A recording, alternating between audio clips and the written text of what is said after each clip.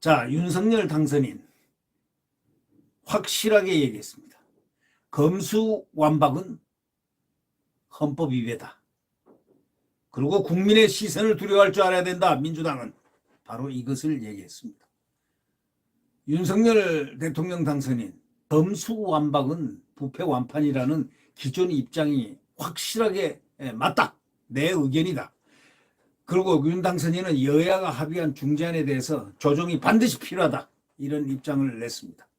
장제원 당선인 비서실장이 기자들과 만나가지고 이렇게 얘기했습니다. 당선인은 검수완박은 부패완판이다. 또 검수완박 법안이 통과되는 것은 헌법 정신을 크게 위배하는 것이고 국가나 정부가 헌법 정신을 지켜야 할 책무를 져버리는 것이다. 라고 말한 검찰총장 사퇴할 때 말한 것과 생각에 전혀 변함이 없고 똑같다. 이런 입장이라고 발표했습니다.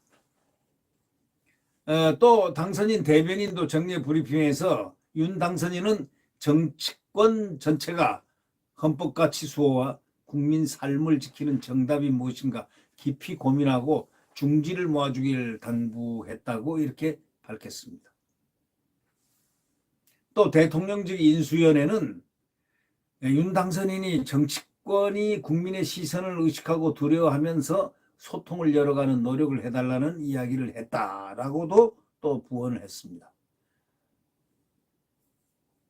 다만 이제 윤 당선인은 더불어민주당 중재안 단독 처리 움직임에 대해서 거기는 간섭을 하지 않고 말을 아끼고 있습니다. 다만 원론적인 것 검수완박 자체가 헌법에 위반된다는 사실입니다. 그걸 갖다가 또 극명하게 천명을 했습니다.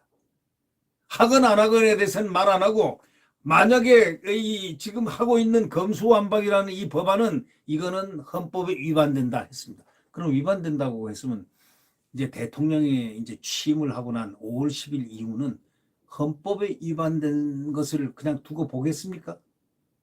헌법에 위반된 것은 조사를 받아야 됩니다. 검찰과 경찰의 조사를 받아야 됩니다.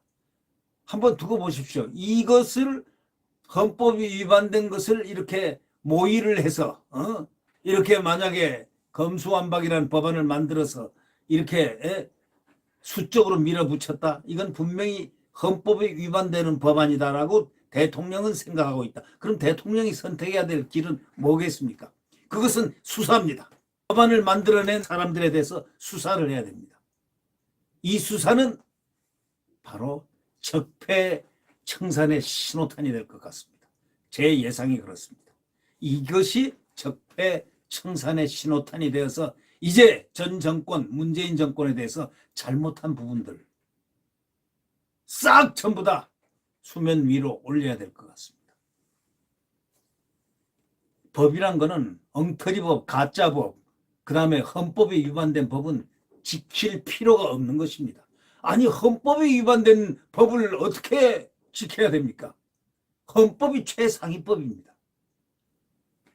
헌법 개정을 하지 않고서는 그런 하위법이 헌법을 위반한다는 것, 이걸 용납할 수가 없다는 겁니다.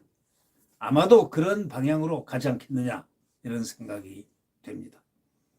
지금 윤석열 대통령 당선인은 입을 딱 봉하고 있지만 확실히 밝힌 거는 검수완박법은 헌법에 위배된다 하는 분명한 사실을 선언했습니다.